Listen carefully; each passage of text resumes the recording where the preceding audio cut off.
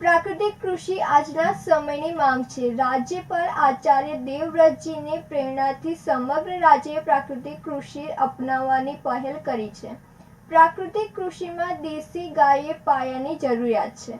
દેશી ગાયના ગોબર અને ગૌમૂત્ર એ જમીનને જીવંત રાખવા માટે તથા તેની ફળદ્રુપતા જાળવી રાખવા માટે સૂક્ષ્મ જીવાણુ અને પોષક તત્વોના ખજાનો છે।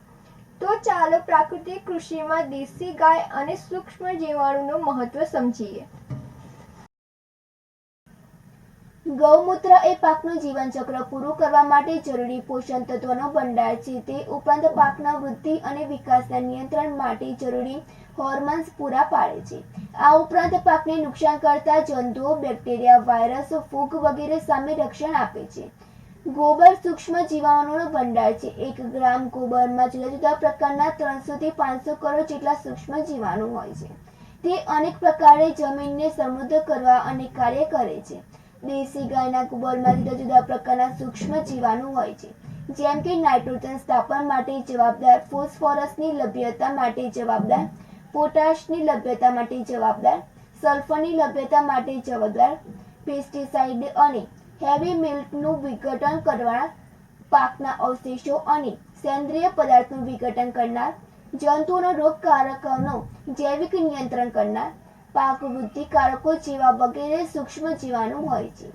દેશી ગાયના ગોબર અને ગૌમૂત્રનો ઉપયોગ કરી જીવામૃત, ઘન જીવામૃત, બીજામૃત વગેરેથી જમીનને સમૃદ્ધ અને ઉપજાઉ બનાવી શકાય છે।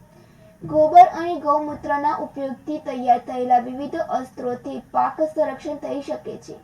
આમ દેશી ગાય આધારિત પ્રાકૃતિક કૃષિમાં બહારથી ફર્ટિલાઇઝર, હોર્મોન, જંતુનાશકો, જૈવિક ખાતરો, જૈવિક દવાઓ વગેરે ખરીદવાની જરૂર હોતી નથી।